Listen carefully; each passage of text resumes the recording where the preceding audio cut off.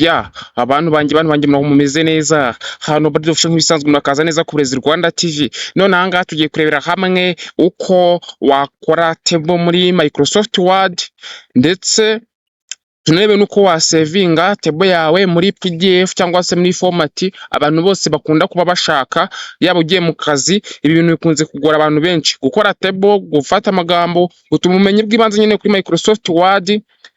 By'umwihariko ariko ukuntu wakora table, nzanabereka ukuntu ushaka kujya uvuga muri Microsoft Word, asigaye wavuga weho ijwi ryawe rikajya rita ryiyandika, cyangwa se ibyo uri kuvuga bikiyandika muri Microsoft Word nk'uku nguku nyine. Mbese murabona nk'ubu ngubu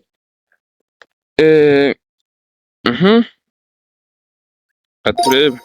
Okay, wenda kangire hano mvuga ati twatangiye. How are you?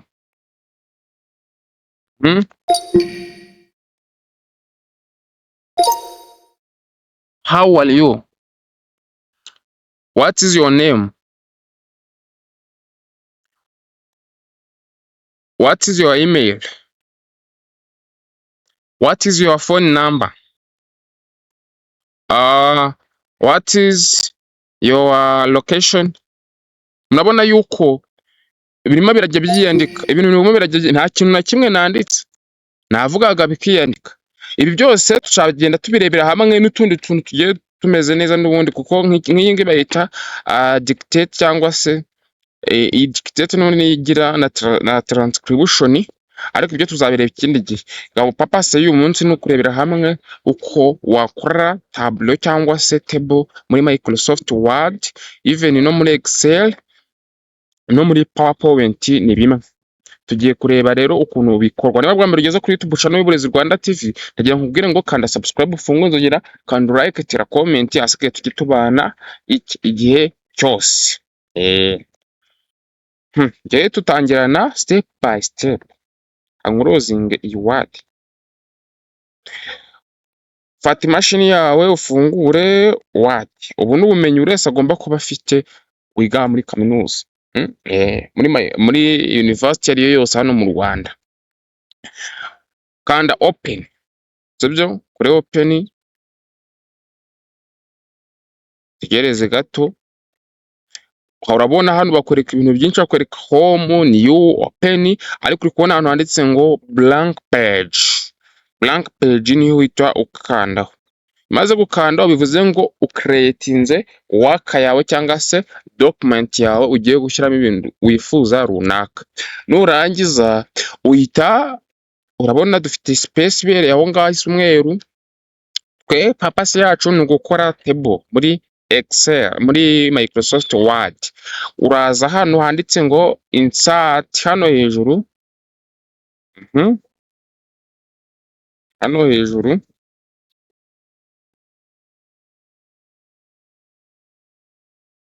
hano hejuru rwose, hano handitse insert. Murabona hejuru handitse ngo file, aha kabiri hakandikwa home, aha gatatu hakandikwa insert. Ntukanda. Noneho munsi yaho ya insert neza hari ahantu handitse ngo table, niho uhita ukanda. Hari uburyo bugera muri butatu bwo gukora table, no kuba wazanamo table ukinsertingamo table wakoze.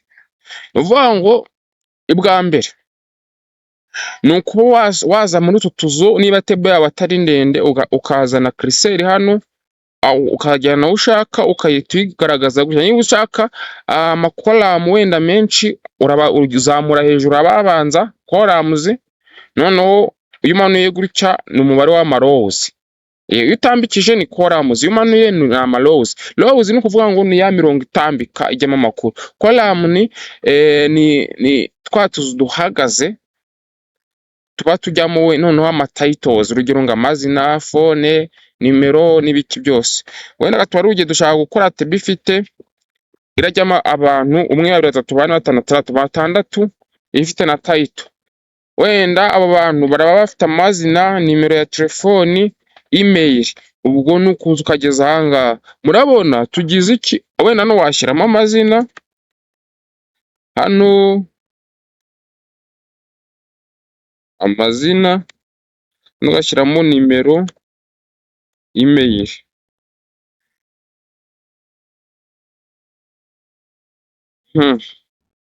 email, sibyo? Noneho katubare ku rugero dushaka noneho gukora table twe twikoreye tugennye icyo dushaka, sibyo?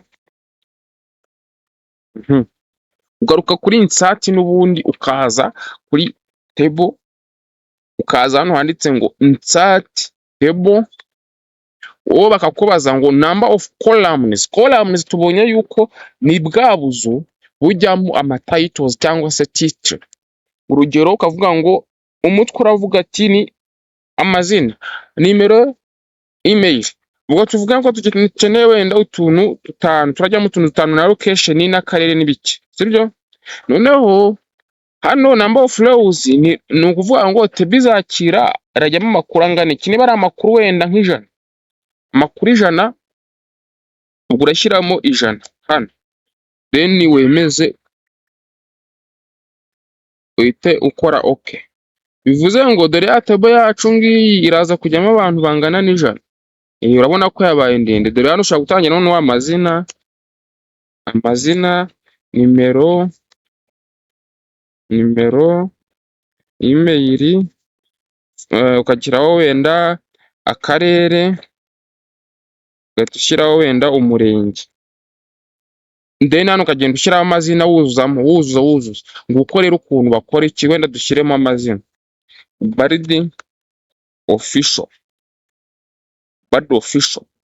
sibyo?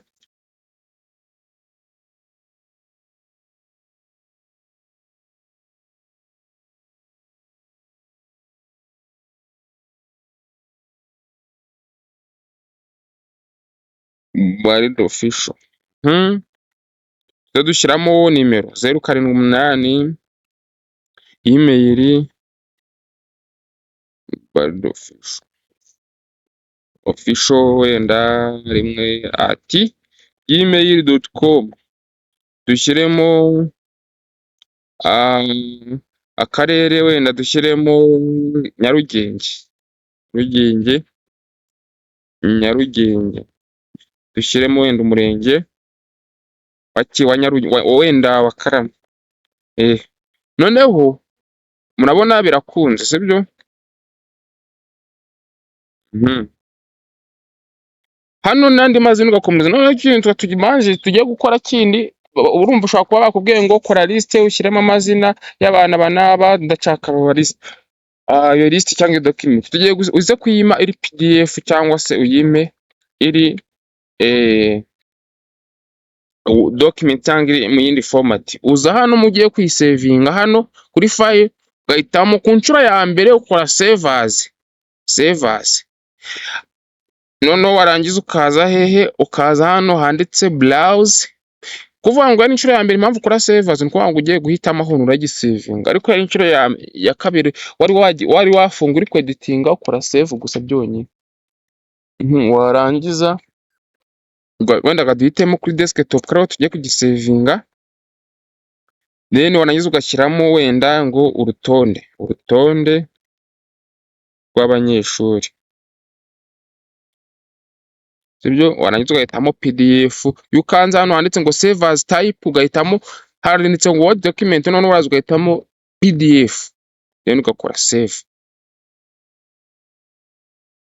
Urabona ko bya bintu byacu rwose bikora neza 100% washyizemo ibyo wifuza nyine byose. Ahangaha ndatekereza ubumenyi bw'uyu munsi tububonye bumeze neza. Asigaye ubutaha tuzakomeze muri video itaha mbereka ese ni gute wamenya umuntu wanditse document bashaka gutuburira, ni gute ushobora kwirinda ibintu bijyanye na plagiarism, cyase byanye bigaragara ko document ari yawe, gushyira password kuri document, gukuramo password utayizi kuri document n'ibindi nk'ibyo byose.